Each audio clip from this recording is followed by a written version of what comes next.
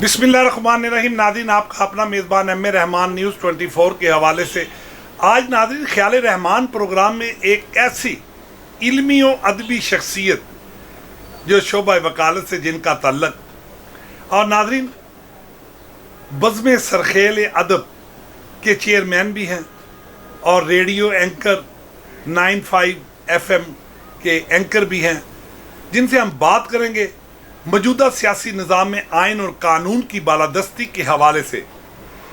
बड़ी ही अदीब मेहमान नवाजी के तकाज़े जानते हैं और बार में इनका बड़ा ही मकाम और एहतराम। आज इनसे बात करेंगे मिलिट्री कोर्ट्स के हवाले से और मौजूदा सियासी निज़ाम में आइन और कानून की बालादस्ती के हवाले से। आया वो क्या कहते हैं। सैयद महमूद अल हसन गिलानी साहब हमारे साथ मौजूद हैं, जो कि कानून के मामलात को बड़ी ही बारीक बीनी से भी देखते हैं। जी गिलानी साहब, क्या हाल चाल है सर? खैरियत है? अल्हम्दुलिल्लाह, वेलकम। अच्छा सर, मिलिट्री कोर्ट्स का क़याम अमल में लाया गया है जहां पे सिविलियन के ट्रायल किए जाएंगे। इस हवाले से आप क्या कहेंगे बतौर सीनियर कानूनदान? देखिए जी, जो मिलिट्री का कानून है और वो तो ऑलरेडी हमारे पास मौजूद है। जी जी। एक सीक्रेट एक्ट है 1923 जी जी, जो कि मुकम्मल तौर पे आर्मी को और फौज को डील करता है। जी देखें जी, जो मिलिट्री कोर्ट्स है ये तो हमारे कानून में मौजूद है। जी सर। और सीक्रेट एक्ट 1923 है और भी जो मिलिट्री एक्ट है उसमें मिलिट्री कोर्ट्स का जो क़याम है जी, वो तो ऑलरेडी मौजूद है। जी जी। लेकिन उसमें जो ट्रायल है मिलिट्री कोर्ट्स का, जी जी, वो जो एंटी स्टेट जो एक्टिविटीज़ करते हैं, जो जासूस हैं या जो मिलिट्री के जो मुलाजमीन हैं, अगर कोई ऐसा वक्त करते हैं तो उनका जो ट्रायल है वो मिलिट्री कोर्ट्स में बहुत पहले भी होता है और वो होता भी रहेगा क्योंकि कानून जो है मौजूद है। जी जी। तो दहशतगर्द है जो भी पाकिस्तान के खिलाफ जो काम कर रहा है, जी जी, तो उसका जो ट्रायल है वो भी मिलिट्री कोर्ट्स में वो मुल्लों के होगा। अच्छा सर, बज़्म अदब, बज़्म सरखेल अदब, हाँ बज़्म अदब, बज़्म सरखेल अदब जी के भी आप चेयरमैन हैं और सर बड़ी मसरूफ़ लाइफ है आपकी, कोर्ट में आप होते हैं। तो ये इस तंजीम का बनाने का मकसद और इसके तंजीम के लिए टाइम वक्त कैसे निकालते हैं? देखें जी, जो शायर, अदीब और पागल ये पैदा होते हैं, इनको बनाया नहीं जाता। मेरी जो शायरी की किताबें हैं, तकरीबन 7 किताबें शायरी की आ चुकी हैं। ये मेरी किताब अभी आई है, कुछ तो कहो, कुछ तो शायरी की किताब है। जी जी। ये 6ठी किताब है। तो मैं उस वक़्त 7वीं क्लास में था जब मैंने पहली गज़ल कही थी जी। और उसका शेर था कि चांद तारों में नूर बाकी है, रात अभी कुछ ज़रूर बाकी है। तो 25 साल पहले मेरे घर में मेरा बेटा पैदा हुआ जिसका नाम मैंने सैयद सरखेल महमूद गिलानी रखा। वो अभी 25 साल का है, शादीशुदा है, बच्चों का बाप है वो। जी जी। और एक कंपनी में वो असिस्टेंट मैनेजर है। तो जब वो पैदा हुआ तो उस वक्त मैंने ये तंजीम, अदबी तंजीम लाई थी, उसके नाम के ऊपर बज़्म सरखेल अदब। बहुत। तो वो भी 25 साल का हो गया है। मेरी जो तंजीम है ये, इसकी उम्र भी 25 साल हो गई है। तो हम 25 साल से शायरों अदीबों की बहबूद के लिए और काम कर रहे हैं और उसके तहत हमने, इस तंजीम के तहत बहुत बड़े बड़े हमने जो मुशायरे भी करवाए और कोई भी सेलिब्रिटी मीन के कोई भी मशहूर आदमी है या जो मशहूर शायर नहीं है, हम उनको भी प्रमोट करते हैं, वही दर्जा देते हैं जो कि बड़े बड़े शायरों का है। तो हमने, हमारी तंजीम ने बहुत जो छोटे छोटे शायर थे नामालूम, उनको हमने मीडिया में ला के बहुत बड़े बड़े शायर हमने बनाया। अच्छा सर, इन 25 सालों में जी कोई ऐसा पेचीदा मुकदमा जिसने आपकी ज़िंदगी पे गहरे नकूश डाले? देखें जी, वकील की ज़िंदगी में हर मुकदमा ही उसके लिए टेस्ट केस होता है। बहुत सारे ऐसे मुकदमात हैं कि मैं गुनवाऊँ तो एक फ़हरिस्त बनती है, तवील फ़हरिस्त, कि जिसमें मेरी ज़िंदगी भी इन्वॉल्व हुई है, मुझे थ्रेट्स भी मिली हैं। तो बहुत सारे ऐसे मुकदमात जो हैं वो मैंने लड़े हैं। एक में जो मुकदमा है, एक मैंने कत्ल का, दहशतगर्दी का, तकरीबन कोई 15 साल पहले मैंने लड़ा था। उसमें मैं मुल्ज़मों के ख़िलाफ़ वकील था, जो कत्ल हुआ था उसके वारसान की तरफ से मैं वकील था। दहशतगर्दी में वो दहशतगर्दी कोर्ट में वो मुकदमा चल रहा था, जी जी, anti terrorism court, anti terrorist court में। जी। तो मैंने उसके सारे एविडेंस जो थे वो मैंने कोर्ट में दे दिए कत्ल के हवाले से, और हर चीज़ पूरी मुकम्मल होगी, ट्रायल मुकम्मल हो गया था और आखिरी बहस थी उसमें। बहुत ज़्यादा। तो मुझे रात को, दूसरे दिन उसकी बहस की तारीख थी, तो मुझे रात को 8 बजे कॉल आई और वो आगे से बंदा कहता है कि महमूद गिलानी एडवोकेट बोल रहे हैं। मैं कि जी मैं बोल रहा हूँ। तो उन्होंने कहा कि आप हमारे खिलाफ केस लड़ रहे हैं दहशतगर्दी कोर्ट में, अच्छा, तो कल आपने कोर्ट में नहीं आना। बहुत। तो मैंने कहा जी कोर्ट में नहीं आना क्या मतलब, मैं तो केस बुक किया, मैं तो आऊँगा। तो उन्होंने कहा कि आप ना आए, तो अगर आप आए, मैंने कहा अगर मैं गया तो फिर क्या होगा। अच्छा। तो मुझे कहते कि आपको कत्ल कर दिया जाएगा। अल्लाह। तो मैंने कहा कि आप मुझे कत्ल कर देंगे, ज़िंदगी मौत अल्लाह पाक के हाथ में है, अगर मुझे कत्ल कर भी दें तो मेरी जगह पे और कोई वकील आ जाएगा, और कोई आ जाए। तो उन्होंने कहा कि और जो मर्जी आ जाए, लेकिन आपसे हमें खौफ आता है, आपसे हमें खौफ आता है। मैंने कहा वो किस चीज़ का खौफ है। उन्होंने कहा कि आपका जो स्टाइल है कोर्ट में बात करने का, आपका चलने फिरने का अंदाज़, आपका जो आर्गूमेंट्स का अंदाज़ है, उससे हमें कन्फर्म है कि हमारे बच्चों को या हमारे जो मुल्ज़मान हैं उनको सज़ाए मौत हो जाएगी, तो आप उसमें ना आइए। मैंने कहा अल्लाह पाक के हाथ में जान है मेरी, तो मैं तो आऊँगा, तो आप फिर अगर आपके हाथ में जान है तो मुझे मार दीजिएगा। तो मैं फिर दूसरे दिन वहाँ पे गया, मैंने बहस की और मुल्ज़मों को, उसमें 3 मुल्ज़म थे, तीनों को सज़ाए मौत का हुक्म हुआ। तो जब मैं वापस जा रहा था अपने घर, तो एक हमारे जो कैंट में मैं रहता हूँ, तो एक वहाँ पे थोड़ा सा 2-3 किलोमीटर का उजाड़ सा रास्ता है मेरे घर से पहले। अच्छा। अभी तो वहाँ पे भी कॉलोनी बन गई, लेकिन उस वक्त वो था। तो वहाँ पे अचानक मैं खुद ही कार ड्राइव कर रहा था, तो एक पजारो आ गया यकदम, उसने मेरा रास्ता रोक लिया, एक पजारो ने पीछे रास्ता रोक लिया। उसमें से 2 बंदे निकले, 2-3 बंदे, उनके हाथ में गन्ने थी, और फौरी तौर पे वो एक बंदे ने मुझे यहाँ पे, शीशा मेरे नीचे था, तो मेरे यहाँ पे उसने वो बंदूक रखी और कहा कि साथ वाली सीट पे हो जाओ, गन पॉइंट पे। गन, मैं साथ वाली सीट पे हो गया। वो एक बंदा जो है वो ड्राइव करना शुरू हो गया, 2 बंदे पीछे बैठ गए, तो मैं साइड भी वाली सीट पे बैठा था आगे। तो उन्होंने दोनों ने जो बंदूकें हैं वो इधर मेरे यहाँ पे रख ली, राइट और लेफ्ट, राइट लेफ्ट पे। तो उसके बाद वो आगे जा रही है पजारो, मैं उस गाड़ी में अगवा होकर मुझे वो लेके जा रहे मेरी गाड़ी में। तो हम जो रिंग रोड है उस वक्त नहीं बनी थी, तो मुझे वो दरिया के किनारे पंबे चुगियाँ एक गाँव है, हाँ है, तो वहाँ पे दरिया के किनारे वो जो सरूट हैं वो तकरीबन 10-10, 15-15 फुट ऊंचे दरिया के किनारे पे। तो वहाँ पे मुझे वो उस जंगल में ले गए मुझे मारने के लिए। तो वहाँ पे जब गए हैं तो वो गाड़ी वहाँ पे खड़ी की, अपनी भी गाड़ियाँ खड़ी की, बंदूकें उनके पास, तो मुझे वो अंदर ले गए उसमें, वो जो बड़े बड़े सरकंडे थे। तो वहाँ पे एक उन्होंने कब्र खोदी हुई थी मेरे लिए।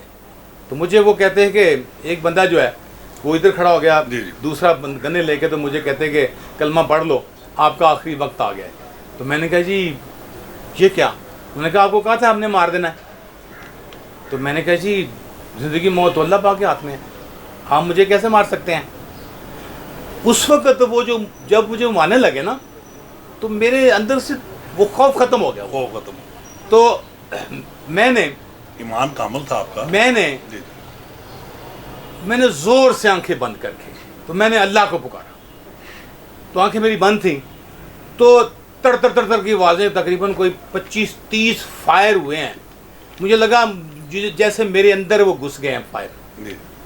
तो जब मैंने आंख खोली तो वो जो एक बंदा मुझे मारने लगा था, उसका सर की खोपड़ी जो है वो उतरी हुई थी, वो उस कब्र में तड़प रहा था। तो मैंने कहा ये क्या? उसके बाद फिर गोलियां, वहां पे 10-15 गोलियां आके गिरी मेरे पाँव में। तो वो जो बाकी बंदे थे वो भाग गए। उन्होंने कहा ये कोई वकील साहब को छुड़वाने के लिए कोई लोग का पार्टी आ गई है। वो अपनी गाड़ियों में वो भाग गए। तो मैं भी अपनी गाड़ी में बैठा, चाबी उसमें लगी हुई थी। जी। तो मैं जब आया तो आगे वो पंबे चुगियाँ गाँव था, तो वहाँ से मैंने पता किया, तो उन्होंने कहा कि यहाँ पे ये दुश्मनी वाला गाँव है, दुश्मनी वाला। तो वो 2 पार्टियों की फायरिंग हुई है, क्रॉस फायरिंग। तो वो जो फायरिंग है वो वहाँ पे गई है आपकी तरफ। मैंने वहाँ पे उनको बताया, वो जो दुश्मनी वाले लोग थे उनकी गोलियाँ ऐन उसी वक्त उस मेरे जो मुझे मारने वाला था उसके सर पे लगी, वो मर गया। मैं जब घर आया हूँ तो मेरी माँ मुल्लों के हाथ में तस्बीह। जी जी।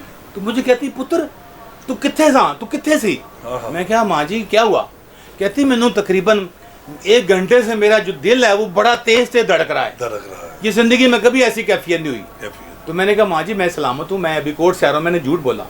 मैंने अपनी माँ को, मेरी माँ अल्हम्दुलिल्लाह सलामत है, आमीन अल्लाह से। मैंने अपनी माँ को आज तक ये वाकया नहीं बताया। उस हवाले से आप क्या कहेंगे, आया जजेस की कमी है या इसमें रवायती गफलत? इसमें यह है कि जजेस जो हैं उनका भी कसूर है, जी जी, वकला का भी कसूर है और क्लाइंट्स का भी कसूर है। क्लाइंट्स का। इसमें जो कानून है हमारा वो तो इसमें यह है कि वो जो अगर सिविल केस है या फैमिली केस है या उसमें कानून बना हुआ सुप्रीम कोर्ट की तरफ से कि 6 माह के अंदर अंदर उसका फैसला हो। दहशतगर्दी कोर्ट में जो है वो 1.5-2 माह में उसका फैसला हो। लेकिन इसमें ये होता है कि बाज़ औक़ात जो जजेस हैं वो भी इसको डिले कर देते हैं। वकील वकला जो हैं वो उनको फ़ीस पूरी नहीं मिली होती, पार्टी ने नहीं दी होती, तो वो फ़ीस लेने के चक्कर में डेट पे डेट लेते रहते हैं। और इस तरह जो क्लाइंट्स हैं वो भी एविडेंस जो है वो मौके जब आता है तो नहीं लेके आते। अच्छा तो सर, ये तीनों इसमें कसूरवार हैं। बड़े सीनियर कानूनदान हैं आप। अक्सर वकला मुकदमा जीतने के लिए झूठ का सहारा लेना पड़ता है उन्हें, ये किस हद तक? बहुत अच्छा सवाल है आपका। जी सर। मैं आपको ये बात क्लियर कर दूं जी सर। कि अदालतों में झूठ नहीं चलता। कैमरे की तरफ। अदालतों में झूठ बिल्कुल नहीं चलता। उसकी वजह यह है कि जो वकील अदालत में झूठ बोलता है वो हार जाता है। जब अदालत में ट्रायल चलता है तो वहाँ पे एक एक चीज़ डिस्कस होती है। अगर कोई झूठा गवाह है, झूठा गवाह पेश किया है, तो जब मैंने उससे क्रॉस करना है कि हाँ बताएं भाई जब बंदा कत्ल हुआ है तो हम कितने फासले पे थे, तो अगर वो झूठा है तो वो बताएगा जी मैं 100 गज के फासले। फिर मैं उससे पूछूंगा अच्छा वहाँ पे और कितने लोग थे। अभी वो झूठा है, वो कह देगा वहाँ पे 10 लोग थे। मैं कहूँगा कि अच्छा 10 लोगों ने कपड़े किस तरह के पहने हुए थे, वो कपड़े उसके वो बताएगा, वो गलत बताएगा। फिर मैं पूछूंगा अच्छा वहाँ पे कोई दुकान थी, वो भाई गलत बताता जाएगा। जब वो गलत बताएगा, वो वकील जो है झूठ बोलेगा, वो क्लाइंट उसका झूठ बोलेगा, तो वो जज को पता चल जाएगा कि ये झूठ बोल रहा है। और उसमें से एक भी पॉइंट जो हमें मिल जाए तो वो जो मुल्ज़िम है वो बरी हो जाता है, या वो जो सच बोलने वाला वकील है वो जीत जाता है। तो अदालतों में ये जो कहते हैं ना वकील जो है झूठ बोलते हैं, ये एक मिसकंसेप्शन है वकीलों के बारे में। अदालत में झूठ चलता ही नहीं है। वहाँ पे जो सच बोलता है उसकी जीत होती है, जो झूठ बोलता है वो हार जाता है। अच्छा सर, FM 95 के भी आप सीनियर एंकर के तौर पे फ़राइज़ मनसबी सर अंजाम देते हैं। जी जी। तो आज हमारे न्यूज़ 24 के हवाले से जो आप बतौर एंकर वहाँ पे काम करते हैं, थोड़ा सा हमारे नादरीन के लिए 25-30 सेकंड। उसमें यह है कि वो मेरे प्रोग्राम का नाम है बाबा दीन दा डेरा, पंजाबी में है ये। और ये मैं तकरीबन कोई 13 साल से कर रहा हूँ। तो उसमें मैं 2-3 आवाज़ें निकालता हूँ। जी, मेरा जो प्रोग्राम है उसका नाम है, पंजाबी में है, बाबे दीन दा डेरा। और ये मैं 3-4 आवाज़ें निकालता हूँ अपनी खुद ही। ये भी राज जो है आप उगलवा रहे हैं मुझसे। मेरे जो लिसनर हैं, सुनने वाले, वो ये समझते हैं कि 3-4 लोग स्टूडियो में बैठे हुए हैं, तो वो आवाज़ें मैं 3-4 में खुद ही निकालता हूँ। तो उसमें यह है कि प्रोग्राम स्टार्ट होता है, उसमें पहले महमूद गिलानी की एंट्री होती है कि जी सज्जनों मित्रों वलियो, मैं थोड़ा मेज़बान महमूद गिलानी, और मेरी तरफ तो सब अस्सलाम वालेकुम। और अभी मैं इसमें बताऊँगा नहीं, ऑटोमेटिकली आवाज़ें तब्दील होती हैं। जी जी करें आप करें। मैं मेरी तरफ होता हूँ सब अस्सलाम वालेकुम जी। मेरे पुत्रों दियो पोतियो पड़पोतियो, मैं थोड़ा अपना बाबा दीना की हाल थोड़ा ठप ठीक ठाक आ जी। मेरे पुत्रों दियो, मैं थोड़ी दादी बरकते बीबी की हाल थोड़ा ठीक ठाक। बाबा दीना तेरा की हाल, मैं मूदला नहीं तेरा की हाल। ओ जी मैं ओ मैं तो हाले गलबात करने से तो बच्चे में फिर आ गई हैं। तो दादी बरकते बीबी। अच्छा बाबा जी, तुसी आपस में चाहे में लड़ रहे हो, वो मेरी तो गल सुनो। और चुप कर, मैं ऐसी भी इतने गल्ला कर रहे हैं, होरा सी कड़ा को नलका लाना है। मतलब उसमें वो 2-3 आवाज़ें हैं जो मैं निकालता हूँ। तो जब वो ऑन एयर सुनता है बंदा तो वो यही समझता है कि ये 4 अफराद या 3 अफराद बैठे हुए हैं। अच्छा सर, आप ह्यूमन राइट्स के हवाले से भी आपने कहा, तो यंग लायर्स के बहुत से सुलगते हुए मसाइल, बिलखसूस ख़वातीन के, उस हवाले से आप न्यूज़ 24 के हवाले से क्या पैगाम देंगे यंग लायर्स को, और उनके हकूक़ के हवाले से पैगाम दे रहे हैं आज आप बात? और देखिए जी, इस जो पेशा है इसमें जो भी वकील आता है नया उसको मसाइल तो होते हैं। This is profession of lords. ये जो पेशा है ये लॉर्ड्स का पेशा है। जी। और कोई भी नया वकील बनता है, आता है जब बन के, तो उसके क्लाइंटेज नहीं होती, उसको मेहनत करनी पड़ती है, अपने क्लाइंट बनाने पड़ते हैं।